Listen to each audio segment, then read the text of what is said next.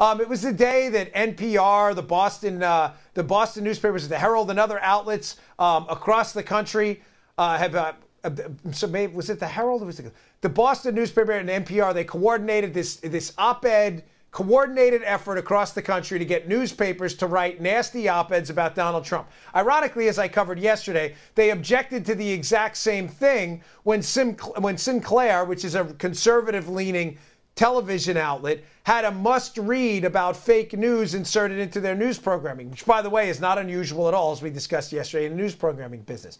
Now, I'm not hat-tipping the LA Times. They certainly are, I don't think, have a reasonable op-ed column, but I'll give them a little bit of credit for realizing what a PR mistake this was, the media colluding to write anti-Trump op-eds.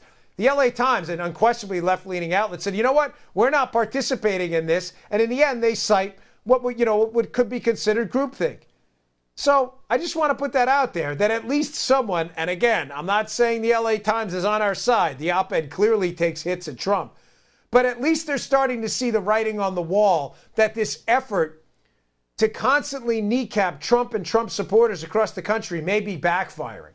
Now, I bring this up in light of what I spoke about yesterday in a conversation I had before the show. And the reason I wanted to put this story in there is because one of the issues I've found really perplexing in this era of Donald Trump is why outlets like CNN, the Washington Post, and the New York Times, despite the fact that their business model is collapsing, their subscription base is plateaued, in some cases going down, money's becoming tighter to come by, that they insist on engaging in never-ending fake news campaigns and Trump outrage campaigns. You wonder, does anybody wonder how they're ever going to keep the lights on? I guess the LA Times figured out that this may not be a good approach. Again, not a hat tip for their approach to Trump, but a hat tip for their approach to this collusion campaign. This was a really, really stupid idea.